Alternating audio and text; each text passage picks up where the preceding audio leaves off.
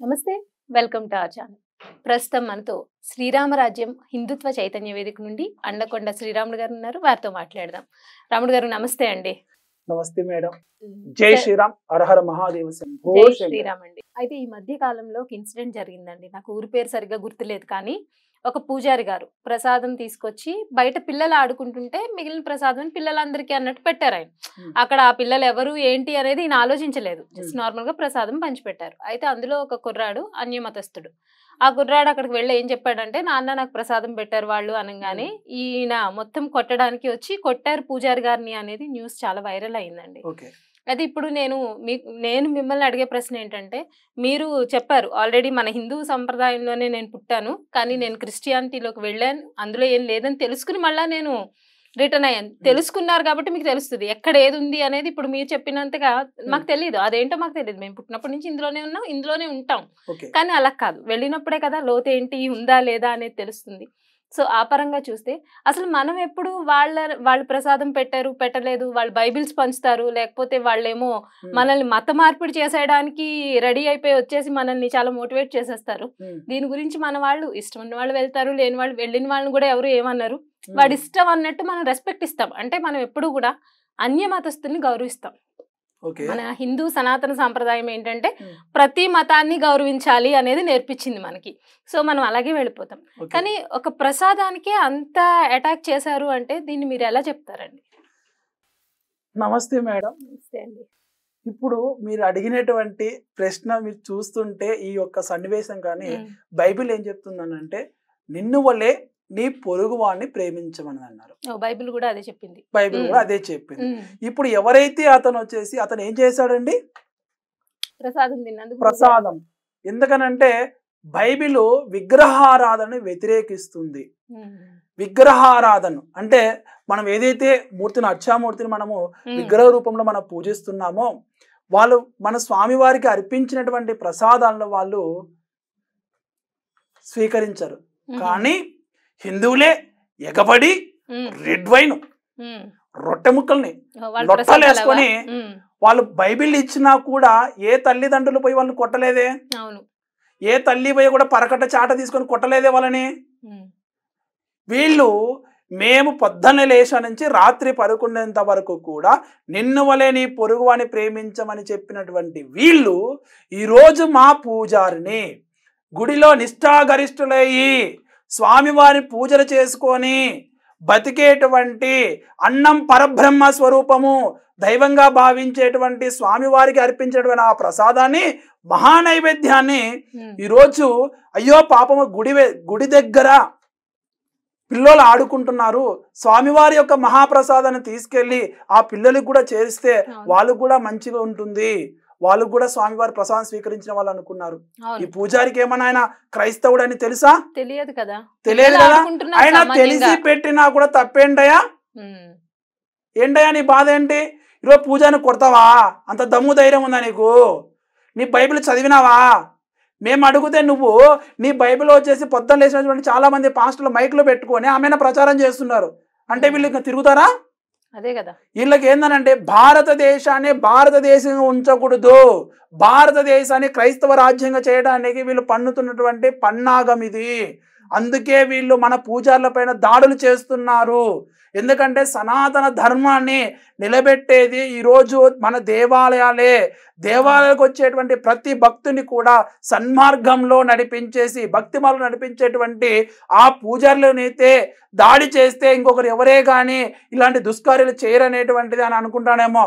ఇలాంటి పూజలు వందల మంది రెట్టింపై పుడతారు. అలాగే ఎంతో మందికి కూడా మేము ప్రసాదం పెట్టిన ఆ పిల్లోడు చెప్పాడు కదా, అయినా అదేమి కాదులే తీసుకోవచ్చు అనేటువంటి మీ పాస్టర్లు అందరూ చెప్తున్నారు కదా. ఏమైపోయింది? ఆ బుద్ధి జ్ఞానం లేదా? నువ్వు ఆమె పూజల నుంచి కొడుతుంటే పక్కన చుట్టుపక్కల ఏం చేస్తున్నారండి? మరి వీళ్ళు మత మార్పిళ్ళు చేసేస్తున్నారు కదా, మరి దానికి మనం ఏం చేయాలంటారు? అప్పుడేం తీసుకొస్తారంటే అప్పుడు కూడా మనం అడగాలని. ఈరోజు మా తండ్రి కనుక నన్ను అడిగింటే, అరే నేను ఇలా తీసుకెళ్ళినారు వేదలేసి, మా నాన్న వచ్చేసి ఒక కత్తినో ఒక బాంబు పట్టుకొని రాలేదే. అదే కదా. ఎందుకనంటే సనాతన ధర్మం ఏంటంటే మేము సర్వే జనా సుఖినో, అందరూ కూడా సంతోషంగా ఉండాలి, మేము పరమతాన్ని కూడా ఇది వరకు ఏంటంటే అన్ని మతాలు సమానం అనేటువంటి సెక్యులర్ భావజన. ఈ మధ్య ఏంటంటే మేము వచ్చి బయటకు వచ్చినాక క్రైస్తవం ఈ విధమైనటువంటి చేస్తుంది, హిందుత్వమైన ఒక దాడి చేస్తుంది, మత మార్పిడి జరుగుతున్నాయి, మత మార్పిడి ఆగాలి. ఎప్పుడైతే బైబిల్ గురించి ప్రజలకు అవగాహన లేనప్పుడు ఇవన్నీ జరుగుతూనే ఉన్నాయి. ఈ రోజు బైబిల్లో కనుక చూసినట్టు ఏంటంటే విగ్రహారాధన కానీ లేదంటే ప్రసాదాలు కానీ ప్రతి ఒక్కటి సనాతన ధర్మానికి వ్యతిరేకంగా ఉంది. వాళ్ళు ఏమంటారంటే మా మత గ్రంథం అంటే చెప్తుందని అంటారు. ఈ రోజు కేవలం హిందువులు తెలుసుకోవాలి. ఈ సన్నివేశంలో ఈ పూజారి విషయంలో మనం తెలుసుకోవాల్సినటువంటి విషయం ఏంటంటే, అయ్యా హిందువులారా, మనము కూడా ఫస్ట్ మన స్వధర్మమైనటువంటి సనాతన ధర్మాన్ని ప్రేమించాలి. ఖచ్చితంగా. అది ఇప్పుడు ఎవరో చెప్పారు, నాకు ఈ హిందుత్వంలో నాకు ఏం జరగలేదండి, క్రైస్తవంలో ఒక రోజు వెళ్ళగానే పాస్టర్ వచ్చి చేయి పెట్టగానే నాకు కడుపు వచ్చింది అని చెప్తా అంటారు. చాలా మంది ఈ కొంతమంది పాస్టర్లు చేసేటువంటి విన్యాసాలు చూసినారు అనుకోండి, పట్టణని తిక్కగా నవ్వుకోవచ్చు. ఎట్లయితుందండి? అదే ఆ ఆలోచన ఎందుకు, ఆ జ్ఞానం ఎందుకు రావట్లేదు? అంతే కదా. ఈరోజు ఈ పూజాన్ని కొడుతుంటే చాలా ఖండించదగినటువంటి విషయమే. ఇప్పటికీ చెప్తున్నాను, ఇది ఒక్కటే కదండి, ఇది పొన్నూరు అని అంటున్నారు. ఈ పొన్నూరు చాలా దగ్గర కూడా, కర్నూలులో కూడా ఒకసారి ఏంటంటే పూజారిని వెళ్ళేసి దాడి చేశారండి, చౌకాలతో కొట్టినారు. అప్పుడు కూడా మేము కంప్లైంట్ ఇచ్చాం. సో ఇలాంటివి అనేటువంటి ఎక్కడ జరిగినా కూడా హిందువులారా, మీ సమీపంలో ఉన్నటువంటి హిందూ సంఘాలకి తెలియజేయండి. అలాగే మీరు కూడా ఒక ఎఫ్ఐఆర్ కంప్లైంట్ చేయాలి. ఎందుకంటే వీళ్ళకి బుద్ధి చెప్పాలి. లేదనుకోండి వీళ్ళు విపరీతంగా పేటరేగిపోతుంటారు. మీకు ఎటువంటి ప్రాబ్లం లేదండి. హిందూ సంఘాలనే హిందువుల చైతన్యం వచ్చింది, వీళ్ళు ఇంకా భవిష్యత్తులో ఇలాంటి ఎన్నో దాడులు చేస్తూనే ఉంటారు. చాలా మంది అర్చకులు అంటే వాళ్ళ జీవితాన్ని త్యాగం చేశారే, అర్థం చేసుకోండి. పూజారిని కాపాడకపోతే మన సనాతన ధర్మం చాలా పెను ప్రమాదమే, నిలబడదు. ఎందుకనంటే ఈ మధ్య పూజలకి వివాహం కారణాలు కూడా చాలా అయినా కూడా త్యాగం చేసేసి వాళ్ళు గ్రామాలలో స్వామివారికి పూజలు పెట్టాలి, పూజలు చెయ్యాలి, స్వామివారికి ప్రసాదం పెట్టాలి అని అంటే వాళ్ళ జీవితాలు త్యాగం చేసుకుని ఉన్నారండి. స్వామివారి సేవకి అంకితం చేసుకున్న కుటుంబాలు ఎన్నో ఉన్నాయి. చాలా మంది అందరికి పల్లెల్లో వదిలేసి అందరూ పట్టణాలకు పోతుంటే గ్రామాలలో ఉండేసి స్వామివారికి నేను లేకపోతే మా స్వామివారికి ప్రసాదం ఎవరు పెడతారు అనేటువంటి త్యాగంతో ఉన్నారు. అలాంటి నిష్ఠాగరిష్ఠులైనటువంటి పూజల పైన వాళ్ళ దాడి అంటే నాకైతే వాళ్ళనైతే చాలా కోపం వస్తుంది. ఆ వ్యక్తి ఎవరైతే చేశారో అతనైతే నేనైతే కొట్టేవాడిని అసలు. ఇది చాలా తప్పు ఇది. సో క్రైస్తవ పెద్దలారా మీరేం చేస్తున్నారండి? మీ క్రైస్తవుడే కదా, మీరు ఖండించినారా?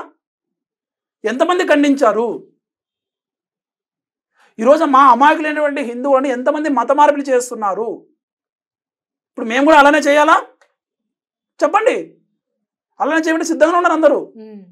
ఈరోజు ఎన్నో కుటుంబాలు ఈ క్రైస్తవ మాఫియాకి బలయ్యి ఎన్నో కుటుంబాలు బాధపడుతున్నాయి. దాన్ని ఏమంటారు? ఈ రోజు నువ్వు అన్నం పెట్టినందుకే నీ పిల్లోడు చెప్పాడనేసి నీకు ఆమె కోపం వస్తుంది.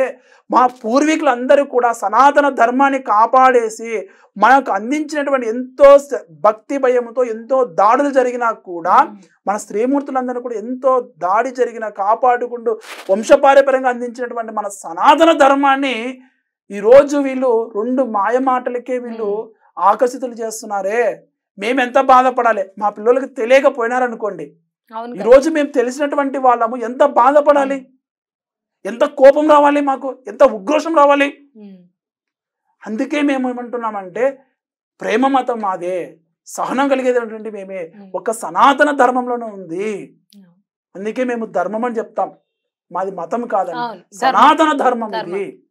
సో కాబట్టి మేము చెప్పేది ఒకటే, ఇప్పటికైనా మీరు తెలివితేటలు తెచ్చుకొని ఇలాంటి ఇంకా దాడులు ఎక్కడ జరిగినా కూడా మేము ఊరుకోము అని మేము హెచ్చరిస్తున్నాం. మీడియా ముఖంగా చెప్తున్నామండి.